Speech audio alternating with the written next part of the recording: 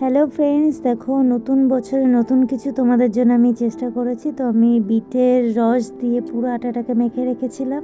কিছুটা রস আমার বেঁচে গেছে, কিছুটা রস আমার দেখো বেঁচে গেছিলো, কিন্তু তবুও আমি পুরো রসটা ওর মধ্যে দিইনি, যদি বেশি হয়ে যেত। তো আটাটা মাখার পরে লেচি কেটে নিয়েছিলাম এইভাবে, দেখো সেই লেচিটা এবার আমি রুটি করে নেব।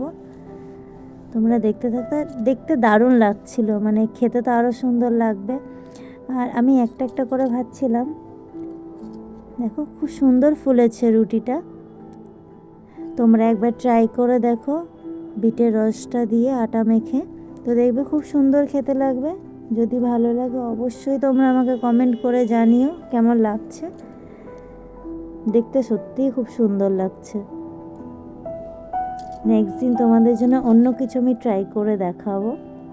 তো আজকের এই রেসিপিটা এইটুকুই আমি তোমাদেরকে দেখালাম, কারণ নতুন বছর নতুন কিছু একটু ট্রাই করলাম। নেক্সট ভিডিওতে আবার দেখা হবে।